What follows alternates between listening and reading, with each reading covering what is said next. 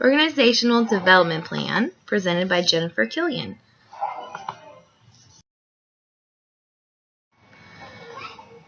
Today we're going to talk about the current organizational culture and where we hope to be in the future. Currently, the organization has functional departments, has centralized decision-making, lack of diversity, hierarchical structure, and is very political. So it is time for a change. What this change will achieve is productivity, increased performance, job satisfaction by creating a culture that employees can feel enriched and appreciated as well.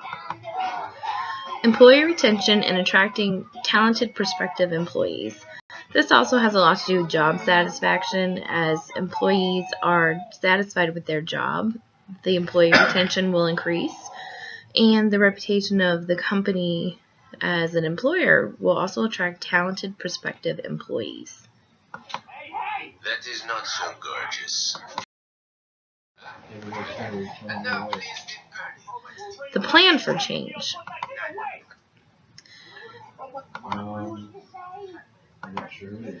The current state of the organization in regards to high political culture, functional departments as well. The goal for high political culture is to minimize the role politics are playing in the organization and the way the organization behaves. We still want functional departments, but we also would like to include teams, cross-functional teams, and task teams are an example.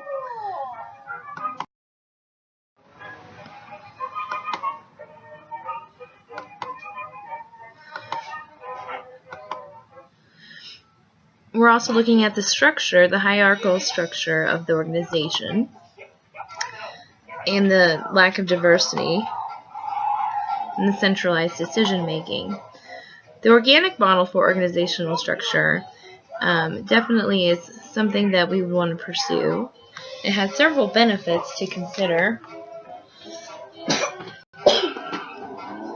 It has fewer formal procedures for making decisions, has multiple decision makers, and favors flexible practices. In regards to the lack of diversity, we will be implementing diversity training and integration of diverse employees. Having a diverse workforce increases the perspective of the employees and also allows us to reach a diverse consumer as well. Centralized decision making. Under the organic model, there are multiple decision makers. It's decentralized to some extent, empowering employees at different levels to make decisions quicker, which also helps productivity and helps the time frame it takes to make decisions with less red tape to go through.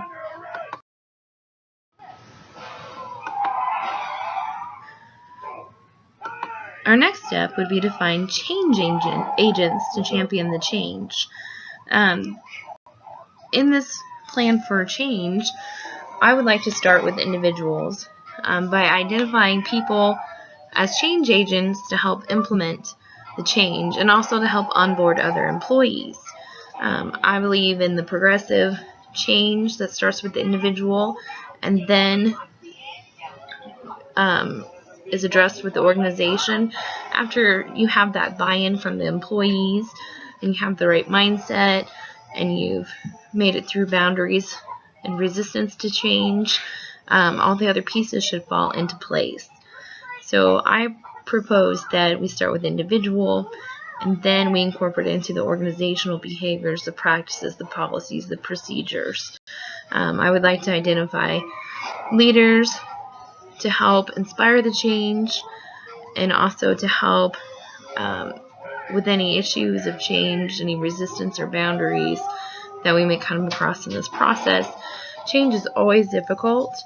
It doesn't happen overnight. It will be progressive. But it can be achieved, and it will be achieved with the right players in place and with the right technique and method.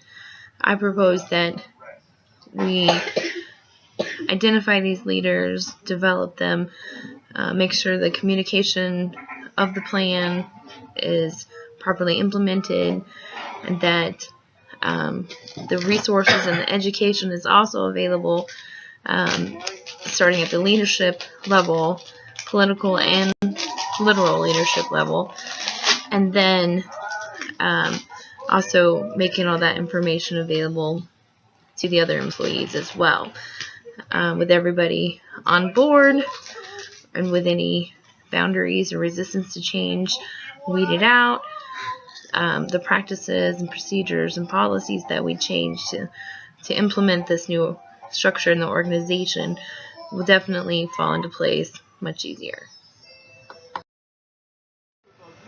Thanks for your time and consideration.